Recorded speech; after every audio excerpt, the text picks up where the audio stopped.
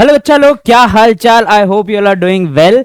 बच्चों, मैं हूं आपका zoology master teacher Venky sir. और आज बच्चों हमारे इस सेशन में हमारा एक छोटा सा टाइनी सा टॉपिक रह गया था बच्चों, हमारे 11th के revision series from this chapter locomotion and movement. Time के कंस्ट्रेंट के कारण बच्चों मैं आप लोगों को टाइप्स और ऑफ जॉइंट्स एंड मस्कुलर और स्केलेटल डिसऑर्डर्स के बारे में बता नहीं पाया था बच्चों। और जैसे कि मैंने बोला था, एक छोटे से वीडियो में हम इसको कंसाइजली देख लेंगे। तो आज बच्चों वही वीडियो आपके सामने आ चुका है, जहां पे हम लोग सिर्फ और सिर्फ एक ही छोटा सा टॉपिक क्विकली कवर करने वाले हैं बच्चों, जो कि है स्केलेटल एंड मस्कुलर डिसऑर्डर और जॉइंट्स। सॉरी, एक नहीं, दो टॉपिक हम कवर करने वाले हैं, जॉइंट्स और स्केलेटल एंड मस्कुलर डिसऑर्डर्स। ठीक है, तो विदाउट एनी फर्दर डिले चलिए बच्चों देखते हैं। Let us talk about our first topic for the day, which is the types of joints. ठीक है, जॉइंट्स या आर्टिकुलेशन हम लोग बोलते हैं बच्चों, जहां पे दो बोन्स एक दूसरे के साथ जुड़ते हैं।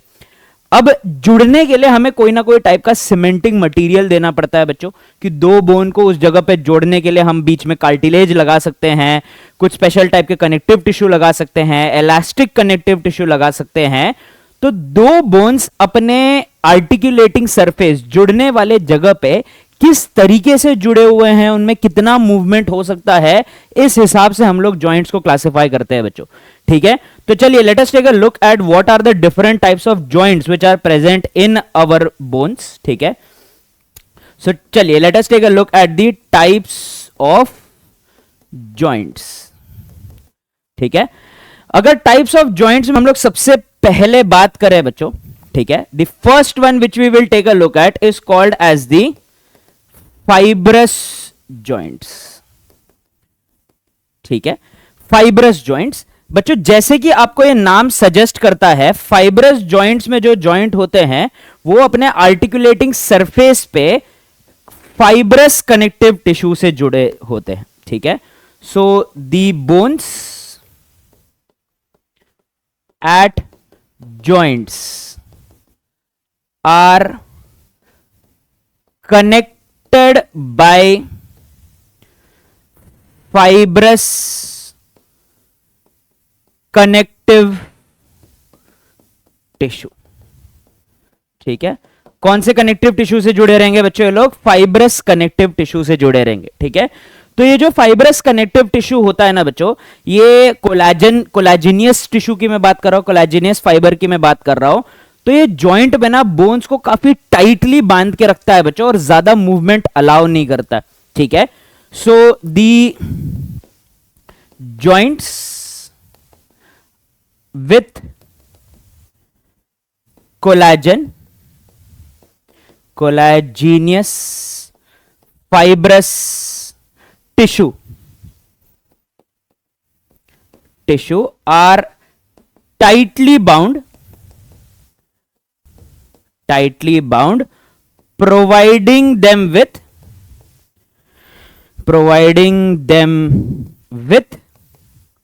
structural stability। इससे क्या मिलता है बच्चों? स्ट्रक्चरल स्टेबिलिटी मिल जाता है। ठीक है, स्ट्रक्चरल स्टेबिलिटी के साथ ही एक ड्रॉबैक, या बच्चों उनके लोकेशन के हिसाब से हम एडवांटेज ही बोलेंगे, कि वो ज्यादा मूवमेंट या फिर बिल्कुल ही मूवमेंट नहीं शो करते हैं बच्चों। ठीक है, so the bones do not show any movement।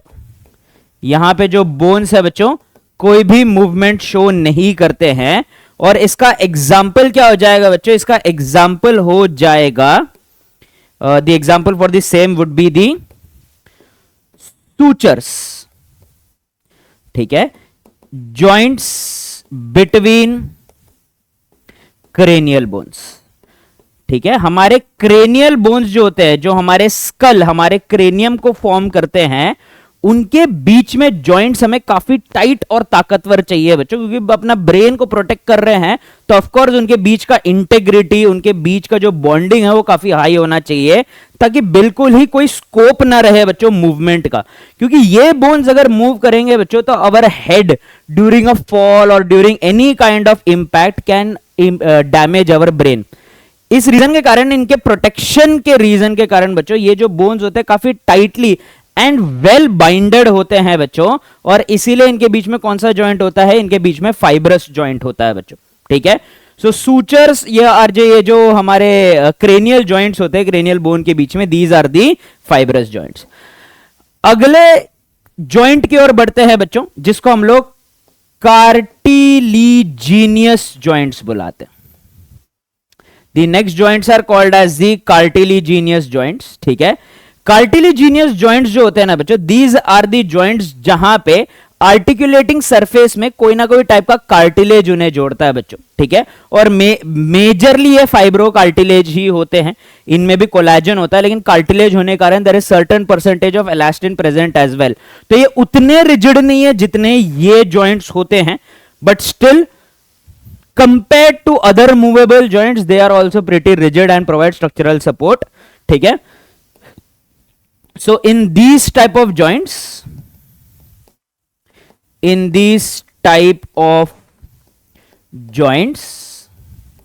the bones are connected by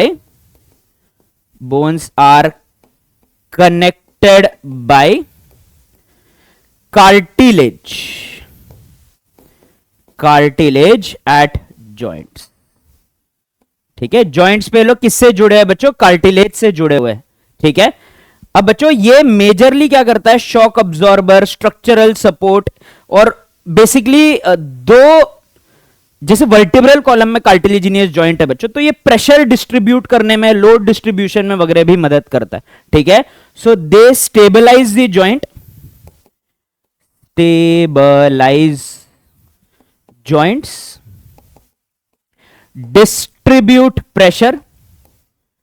distribute load and pressure, and also allow some degree of movement,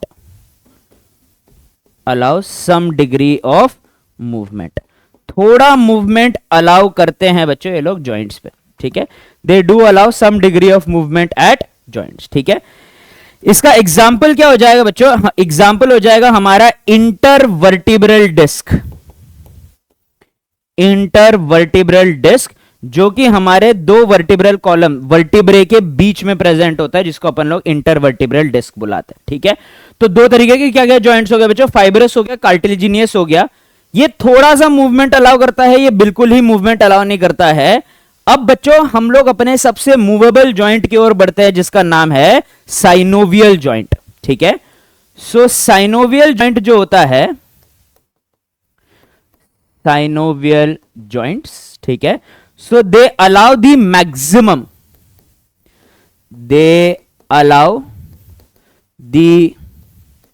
maximum degree of movement, सबसे ज्यादा मूवमेंट अलाउ करते हैं बच्चों। They are fluid filled joints. कैसे joints है बच्चों ये लोग, फ्लूइड फिल्ड जॉइंट है, अर्थात कि बच्चों इनमें एक कैविटी प्रेजेंट होता है एट द आर्टिकुलेटिंग सरफेस, जो कि किससे भरा होता है बच्चों, ये एक स्पेसिफिक टाइप के फ्लूइड से भरा होता है, ठीक है। सो चलिए let's take a look at the structure of these joints, ठीक है। स्ट्रक्चर ऑफ द जॉइंट में तो बच्चों पहले तो जहां पे दो बोन एक दूसरे के साथ ये साइनोवियल जॉइंट बनाते हैं, उनके एंड्स पे ना बच्चों, बिल्कुल उनके एंड पे एक स्पेशल टाइप का कार्टिलेज होता है। This cartilage is called as the articulating cartilage. Articulating cartilage हमारे बोन्स के एंड्स को प्रोटेक्ट करता है, नहीं तो ये एक दूसरे से घस के खराब हो जाएंगे। तो बिल्कुल एंड पे एक पट्टी ऑफ कार्टिलेज लगा दिया है बच्चों, जो बोन को जब ये घसेगा तो डैमेज होने से बचाता है। तो ये जो ब्लू कलर का लाइन बच्चों मैंने बनाया, इसको आर्टिकुलेटिंग कार्टिलेज बुलाते हैं।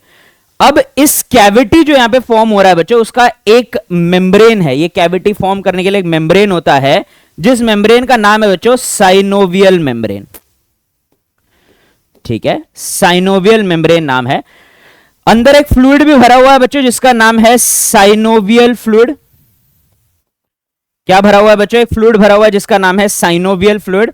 और बाहर से जॉइंट में दोनों बोन को स्टेबलाइज करने के लिए आपके पास टेंडेंस भी प्रेजेंट है। क्या प्रेजेंट है बच्चा लोग, टेंडेंस भी प्रेजेंट है।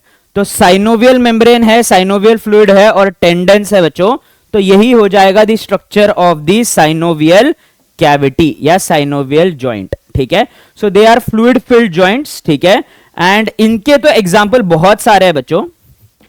दे are further classified into different types, classified into different types। इनको फर्दर क्लासिफाई किया जाता है बच्चों अलग अलग टाइप्स में। तो चलिए देख लेते हैं बच्चों कि इनको और क्या अलग अलग टाइप्स में हम लोग क्लासिफाई कर सकते हैं। ठीक है, जो सबसे पहला टाइप का जॉइंट है बच्चों यहां पे inside the synovial joint is called as the ball and socket joint, ball and socket joint. ठीक है, जहां पे एक ball like surface of one bone joints with a socket like surface of the other bone. ठीक है, so ये जो है ना बच्चों सारे ही प्लेन में मूवमेंट अलाउ करेगा। ठीक है, so allows movement, allows movement in most planes. ठीक है, highest degree of movement allow करेगा बच्चों। तो ये जो कटोरे के अंदर जो बच्चों ये बोन बैठा हुआ है, ये साइड टू साइड ऐसा मूव कर सकता है इस प्लेन में, आगे पीछे मूव हो सकता है बच्चों। ठीक है, इस प्लेन में मूव हो सकता है, साइड टू साइड वाले इस प्लेन में मूव हो सकता है। जैसे कि बच्चों हमारा शोल्डर जॉइंट, हमारा हाथ इस प्लेन में मूव हो सकता है, हमारा हाथ इस प्लेन में मूव हो सकता है, ऐसे वर्टिकल या हॉरिजॉन्टल प्लेन में मूव हो सकता है बच्चों, थोड़ा सा ऑब्लिक प्लेन में आप मूव कर सकते हो। तो काफी सारे अलग अलग प्लेन में मूवमेंट शो करने के लिए हमें बॉल एंड सॉकेट जॉइंट चाहिए बच्चों। सॉकेट की जो गहराई होती है वो डिसाइड करता है कि डिग्री ऑफ मूवमेंट कितना रहेगा, लेकिन फिर भी काफी amount of movement ball and socket joint allow करते हैं। तो इसके एग्जांपल्स क्या हो जाएंगे बच्चा लोग? इसके एग्जांपल्स हो जाएंगे shoulder and hip joint, and hip जहां पे लेग से जुड़ रहा है वो भी बॉल एंड सॉकेट जॉइंट। ठीक है, the second type of joint here is called as the hinge joint. Hinge joint आगे पीछे मूवमेंट शो करता है सिर्फ एक ही प्लेन में। ठीक है, so allows to and fro motion and fro motion in a single plane. सिर्फ एक ही प्लेन में ये क्या अलाउ करेगा बच्चों? आगे पीछे वाला मोशन जो है वो अलाउ करता है। ठीक है, it allows the to and fro motion only in a single plane. Third जो होता है बच्चों, थर्ड वाले को हम लोग बुलाएंगे सैडल जॉइंट। ठीक है, similar to and fro motion and fro motion in two planes, दो प्लेन्स में to and fro motion allow करेगा। सैडल का मतलब बच्चों कि वो जो ऐसे सीट से अपन घोड़े के ऊपर नहीं लगाते क्या बैठने के लिए, तो अगर अपन ने वो सीट ऐसा रखा है और अपन ने अपने पैर ऐसे डाल के बैठे तो ऐसे दो कटोरे लाइक चीजें ऐसे बच्चों एक दूसरे के साथ फिट हो रहे हैं। तो बच्चों ये एक जो कटोरा है ये इस प्लेन में ऐसे ऐसे मूव हो सकता है और नीचे वाला जो कटोरा है वो इस प्लेन में ऐसे ऐसे मूव हो सकता है। ठीक है, so there are two planes जिसमें अपन लोग टू एंड फ्रो मोशन कर सकते हैं। ऊपर वाला जो है वो ऐसे ऐसे मूव होगा और नीचे वाला जो है वो ऐसे ऐसे मूव होगा। तो बच्चों सैडल लाइक स्ट्रक्चर वाला जो जॉइंट होता है, ऐसा कपलिंग लाइक स्ट्रक्चर जो होता है ना बच्चों, उसको हम लोग सैडल जॉइंट बुलाते हैं। हमें सैडल जॉइंट कहां मिलेगा बच्चों? सॉरी, हिंज जॉइंट का भी मैं एग्जांपल लिखना भूल गया। हिंज जॉइंट हमें मिलेगा बच्चों एल्बो और नी जॉइंट में, एल्बो एंड नी जॉइंट में। और सैडल हमें मिलेगा बच्चों carpal and metacarpal of thumb में, carpal and metacarpal of thumb में, ऑफ थंब में। ठीक है, तो ये अगर थंब है बच्चों तो थंब ऐसे आगे पीछे भी मूव होगा और ऐसे साइड टू साइड में मूव होगा। ठीक है, आगे पीछे और साइड टू साइड। ठीक है, तो ये सैडल जॉइंट के कारण है क्योंकि ये दो प्लेन में मूव कर पा रहा है बच्चों। ठीक है, अगला जो जॉइंट है बच्चों उसको अपन लोग पाइवेट जॉइंट बुलाएंगे, पिवेट या पाइवेट जॉइंट, पिवेट जॉइंट। ठीक है, ये एक बोन को दूसरे के ऊपर सर्कुलर एक्सिस में मूव करवाता है बच्चों, ठीक है। So allows rotating movement of one bone over the other, ठीक है। एक बोन का मूवमेंट ओवर द अदर हम लोग क्या कर सकते हैं बच्चों, इसमें शो कर सकते हैं, ठीक है। इसका एग्जाम्पल क्या हो जाएगा बच्चों, हमारे पहले दो वर्टिब्रे, ठीक है। सो अटलस बुलाते हैं पहले वर्टिब्रे को और दूसरे को एक्सिस बुलाते हैं, ठीक है। So between atlas and axis रहेगा बच्चों, ठीक है। और last but not the least को हम लोग क्या बुलाएंगे बच्चों, last but not the least को स्लाइडिंग या ग्लाइडिंग जॉइंट बुलाते हैं, जहां पे एक बोन दूसरे के ऊपर सिंपली फिसलता है बच्चों, ठीक है। ये वाले इसमें क्या हो जाएगा बच्चों, ये वाले इसमें ये ऐसे रोटेट कर पाएगा, ठीक है। और यहां पे ये लोग एक दूसरे के ऊपर ऐसे मूव कर पाएंगे, ठीक है। तो स्लाइडिंग जॉइंट क्या रहेगा बच्चों, इसमें टू बोन्स स्लाइड या ग्लाइड अपॉन ईच अदर और ग्लाइड अपॉन ईच अदर, ठीक है बच्चा लोग, ऑल राइट। इसका एग्जाम्पल रहेगा बच्चों हमारे व्रिस्ट के कार्पेल जो एक दूसरे के ऊपर स्लाइड या ग्लाइड कर सकते हैं। सो कार्पेल्स ऑफ व्रिस्ट, ठीक है। तो बच्चा लोग ये हो गए बच्चों हमारे सारे ही साइनोवियल जॉइंट्स, क्या हो गए बच्चों, ये सारे हमारे साइनोवियल जॉइंट्स हो गए बच्चों, ठीक है। चलिए लास्ट टॉपिक देख लेते हैं बच्चों, which is the muscular and skeletal disorders, ठीक है। इसका ये टॉपिक तो हो चुका है खत्म। स्केलेटल और मस्कुलर डिसऑर्डर्स देख लेते हैं बच्चों। Let us start with the first one which is the skeletal disorders. Skeletal disorders का मतलब ऐसे डिसऑर्डर्स जो हमारे बोन में होते हैं, ठीक है, या स्केलेटल सिस्टम में होते हैं, उन्हें हम लोग क्या बुलाएंगे, स्केलेटल डिसऑर्डर्स बुलाएंगे, ठीक है।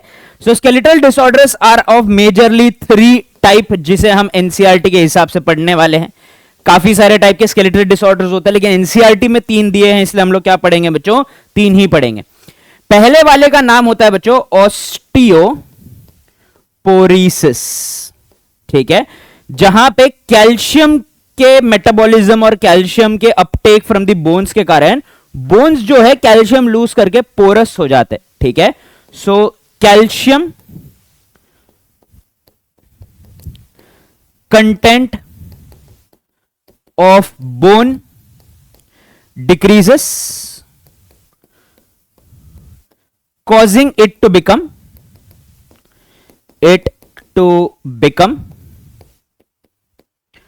porous and brittle, काफी इजीली टूट जाता है बच्चों, ठीक है, जिसके कारण इट फ्रैक्चर्स इजीली टूट जाएगा। फ्रैक्चर छोटे मोटे भी गिरने पे ज्यादा फ्रैक्चर होने के चांसेस हो जाएंगे। more common in old age and females after menopause, ठीक है, फीमेल्स आफ्टर मेनोपॉज, ठीक है, क्योंकि मेनोपॉज के बाद ना बच्चों एस्ट्रोजन के लेवल्स बहुत कम हो जाते हैं और एस्ट्रोजन कैल्शियम के रिजॉर्प्शन इन आवर बोन और कैल्शियम का रीअब्जॉर्प्शन इन आवर बोन के रोल के कामों में काफी इंपॉर्टेंट रोल प्ले करता है बच्चों, ठीक है।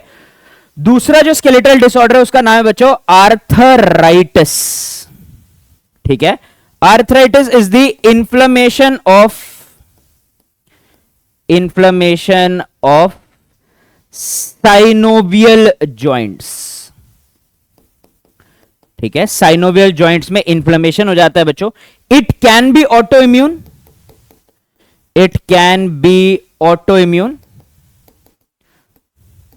ठीक है। Pain while walking and moving, ठीक है, चलने फिरने में काफी ज्यादा दिक्कत होता है और काफी सूजे हुए जॉइंट्स लगते हैं starting from the hand.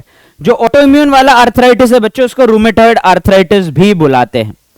Last but not the least skeletal disorder है बच्चों जिसको अपन लोग गाउट बुलाते हैं। गाउट एक आर्थराइटिस समान ही डिजीज है, लेकिन यहां पे गलती होती है यूरिक एसिड मेटाबॉलिज्म में, ठीक है।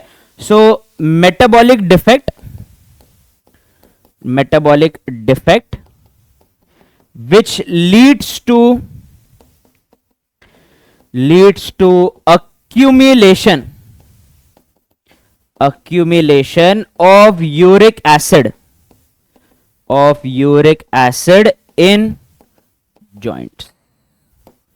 ठीक है, यूरिक एसिड कहां पे जमा हो जाता है बच्चों? जॉइंट्स में जमा हो जाता है। तो यही सेम आर्थराइटिस लाइक सिम्टम है बच्चों। जो भी जॉइंट में यूरिक एसिड जमा हो जाएगा, कि क्रिस्टल जमा हो जाएंगे, वो बहुत पेनफुल होगा। क्रिस्टल जो होते हैं रफ एजेस वाले भी होते हैं, वो टिश्यू को डैमेज करेंगे, पेन कॉज करेंगे, चलने फिरने में दिक्कत होगी, मूवमेंट में दिक्कत होगी, सिमिलर सिम्टम्स रहेंगे। बस ये यूजुअली मेटाबॉलिक डिफेक्ट और यूरिक एसिड क्रिस्टल के जमा होने से होता है। ये एक ऑटो इम्यून टाइप का डिसऑर्डर है। ये तो एज रिलेटेड डिसऑर्डर है जिसको ऑस्टियोपोरोसिस बुलाते हैं। मस्कुलर डिसऑर्डर्स की अगर मैं बात करूं बच्चा लोग, ठीक है, so muscular disorders are of majorly 3 types. ठीक है, जो पहले टाइप का मस्कुलर डिसऑर्डर है उसको हम लोग बुलाते हैं मायस्थेनिया ग्राविस। क्या बुलाते हैं बच्चों अपन लोग इसको? मायस्थेनिया ग्राविस बुलाते हैं। मायस्थेनिया ग्राविस इज द डिजीज जहां पे डिसऑर्डर, जहां पे बच्चों हमारे न्यूरोमस्कुलर जंक्शन इफेक्ट होते हैं। ठीक है, so it is an auto immune disease affecting the acetylcholine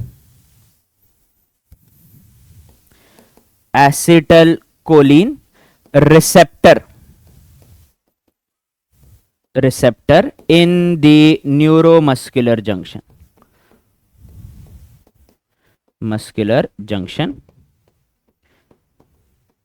okay, जिसके कारण क्या हो जाता है बच्चों? Muscles paralyse, muscle paralysis occurs progressively. ठीक है, धीरे धीरे हमारे जो सारे मसल्स है ना बच्चों, वो रिस्पॉन्ड करना बंद कर देते हैं, क्योंकि एसिटाइलकोलिन का रिसेप्टर ही खराब हो गया है, उसके खिलाफ एंटीबॉडीज बन चुके हैं। तो जब भी इंपल्स आएगा बच्चों, तो एसिटाइलकोलिन के रिसेप्टर को तो इन लोगों ने खराब कर दिया है, तो मसल इंपल्स से रिस्पॉन्ड ही नहीं कर पाएगा, विच कॉजेस पैरालिसिस। ठीक है, सेकेंड आता है बच्चों मस्कुलर डिस्ट्रोफी।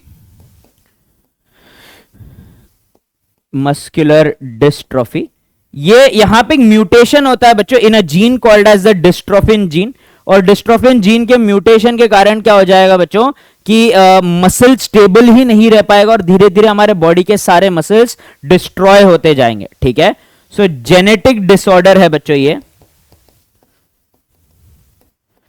Genetic disorder. ठीक है, so this causes weakening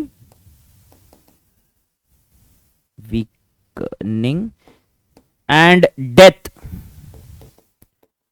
of skeleton of muscles, leading to paralysis and death। ठीक है, हमारे मसल्स जो है वो स्टेबल ही नहीं रह पाएंगे, धीरे धीरे हमारे बॉडी के सारे मसल्स इफेक्ट होते जाएंगे, कभी ना कभी हमारे स्मूथ मसल और कार्डियक मसल भी इफेक्ट होंगे, जिसके कारण हमारी डेथ हो जाएगी बच्चों। Duchenne muscular dystrophy sadly because it's a muscular disorder, फिलहाल हमारे पास का कोई क्योर नहीं है, and people suffering with such disease have shorter life span compare to the others, क्योंकि कभी ना कभी बच्चों ट्रेमर्स आते हैं, ओरिएंटेशन बिगड़ता है, चल फिरने में तकलीफ होती है, और फाइनली बच्चों कंप्लीट पैरालिसिस और डेथ भी होता है। ठीक है, last but not the least is tetani. Tetani का बच्चों ब्लड में कैल्शियम लेवल कम होने के कारण होता है। ठीक है, so hypocalcaemia leads to muscular spasm and fatigue. ठीक है, इस कंडीशन को हम लोग क्या बुलाते हैं बच्चों? टेटानी बुलाते हैं, ठीक है। So this condition is called as tetany. So that is all the muscular disorder and skeletal disorder जो आपको इस चैप्टर में पढ़ना है बच्चों। इसी के साथ साथ हमारा चैप्टर ये कंप्लीटली खत्म होता है। तो इस शॉर्ट सेशन की मदद से बच्चों हम लोगों ने मूवमेंट एंड लोकोमोशन नाम का पूरा चैप्टर खत्म कर लिया है। सिर्फ हमारा केमिकल कंट्रोल एंड इंटीग्रेशन बच चुका है बच्चों। उसके बाद हम लोग ने नीट रिवीजन सीरीज में आपके सारे जूलॉजी के चैप्टर्स कंप्लीटली कवर कर लिए होंगे, ठीक है। So that is all from my side बच्चों। Hope you are doing well, hope you enjoyed the class. अगर आपको कोई दिक्कत, परेशानी, कोई भी डाउट, डिफिकल्टी, संकोच हो तो कमेंट सेक्शन में जरूर छोड़ देना बच्चों। हम मिलते हैं हमारे आखिरी session of chemical control and coordination में जल्द ही। तब तक के लिए गुड डे बच्चों, गुड बाय बच्चों, टेक केयर बच्चों।